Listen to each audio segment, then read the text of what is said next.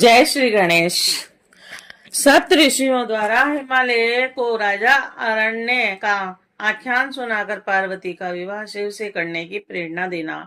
वशिष्ठ जी बोले, हे गिरिश्रेष्ठ, इंद्र सावर्णी नामक 14वें मनु के वंश में अरण्य नामक राजा उत्पन्न हुआ था।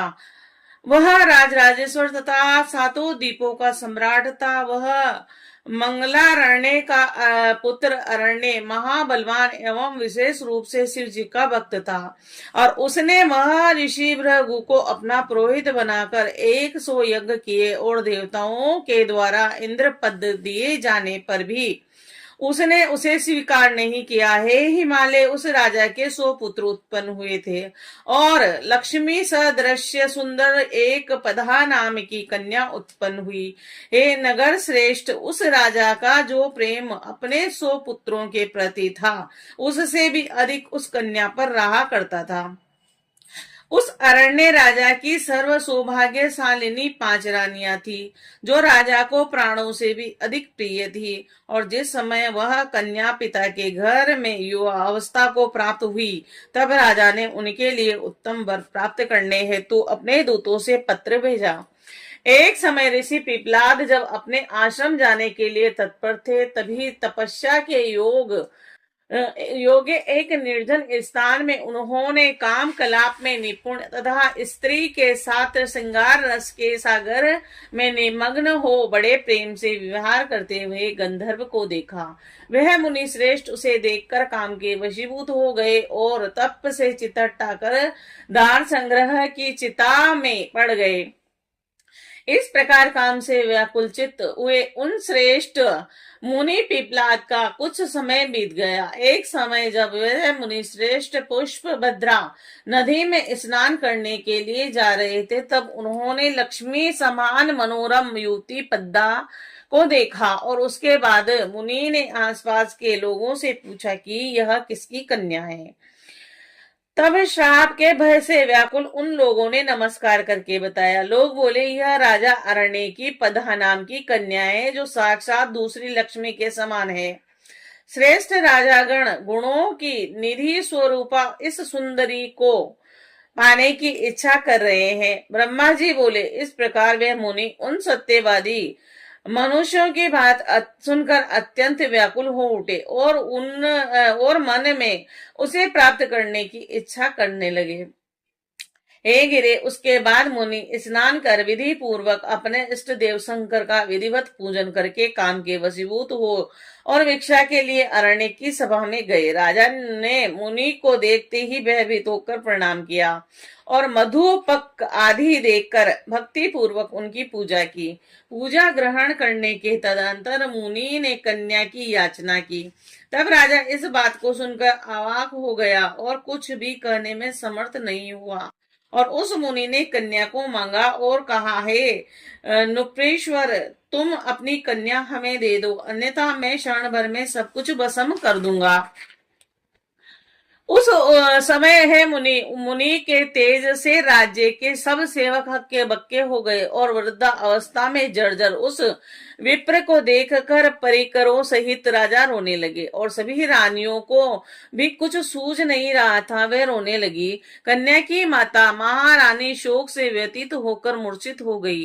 राजा के सभी पुत्र भी शोक से व्याकुल और चित्त वाले हो गए। और हे सेलपति, इस प्रकार राजा के सभी सगे संबंधी शोक से व्याकुल हो गए और इस प्रकार महापंडित और बुद्धिमान तथा सर्वोत्तम गुरु एवं पुरोहित ब्राह्मण दोनों राजा के समीप आए। राजा ने प्रणाम कर उनका पूजन करके उन दोनों के आगे रुदन किया और अपना सारा वृतांत निवेदन किया एवं पूछा कि इस समय जो उचित हो उसको जल्दी बताइए। तब राजा ने नीति शास्त्रज्ञ पंडित गुरु तथा ब्राह्मण पुरोहित दोनों ने राजा को तथा शोक से व्याकुल रानियों राजपुत्रों तथा उस कन्या को सभी के हितकारक तथा नीति युक्त वाक्यों से आदर पूर्वक समझाया। गुरु तथा पुरोहित बोले, हे राजन, हे महाप्राज्ञ, आप हमारी हितकारी बात सुनिए। आप परिवार के सहित शोक मत कीजिए तथा शास्त्र में अपनी बुद्धि लगाइए। हे राजन, आज ही अथवा 1 वर्ष के बाद आपको अपनी कन्या किसी न किसी पात्र को देनी ही है, और वह पात्र चाहे ब्राह्मण हो अन्यथा कोई और हो। किंतु हम इस ब्राह्मण से बढ़कर सुंदर पात्र इस त्रिलोकी में अन्य को नहीं देख रहे हैं। अतः आप अपनी कन्या इस मुनि को देकर अपनी संपूर्ण संपत्ति की रक्षा कीजिए।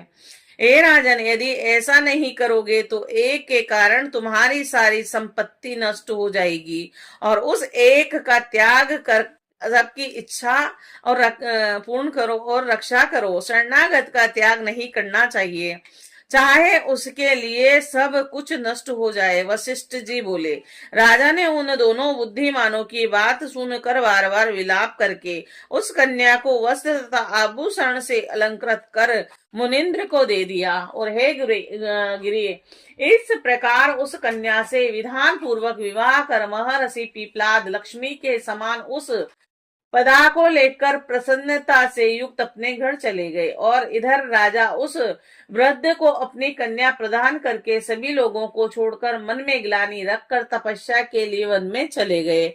और हे गिरे, अपने प्राणनाथ के वन चले जाने पर उनकी भार्या ने भी पति तथा कन्या के शोक से प्राण त्याग दिए। राजा के पूज्य लोग पुत्र सेवक राजा के बिना मूर्छित हो गए तथा अन्य सभी पूर्ववासी एवं दूसरे लोग यह सब जानकर उच्चवास लेकर शोक करने लगे।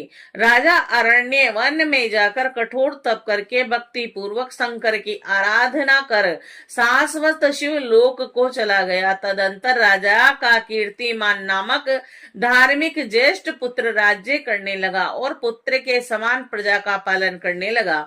और हे सेल, मैंने अरण्य का यह शुभ चरित्र आपसे कहा।